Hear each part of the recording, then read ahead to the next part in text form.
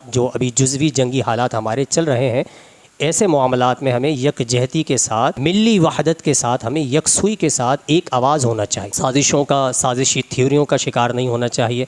चाहे आपके जितने इख्तलाफात किसी से भी हों, सियासी जमात से हों, चाहे आपको अपनी अस्करी की आदत से हों, लेकिन जब ख़ारजी मामलात होते हैं, जब दिफाई मामलात होते हैं, तो वहाँ फिर इख्तलाफात भुलाकर इस मामले में कम अज़ कम यकसुई का मुज़ाहरा किया जाता है। अपने अंदर इंतशार और इफ्तराक नहीं फैलाया जाता जिससे लोगों की वहदत टूट जाए, जिससे लोग मायूसी का शिकार हो जाए। ऐसा नहीं होना चाहिए। 3 तरह के अफराद होते हैं जो हमेशा एक लीपापोती करते हैं अपनी अस्करी की आदतों की। गलत करें, सही करें, कुछ भी करें, उनका काम है बस ही वो सर पे बिठा के रखना है। एक तबका वो होता है कि जो हमेशा मुखालिफ ही रहते हैं, कुछ भी हो जाए वो मुखालफत ही करेंगे, चाहे वो अच्छा भी करें तो भी मुखालफत करेंगे।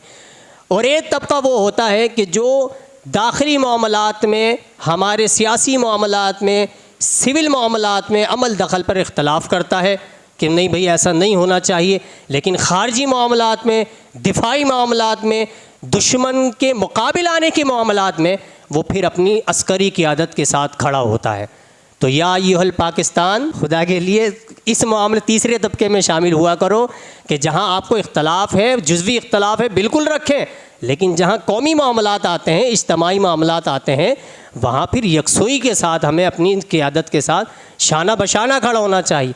यहाँ इस तरह इफ्तराक का शिकार नहीं होना चाहिए।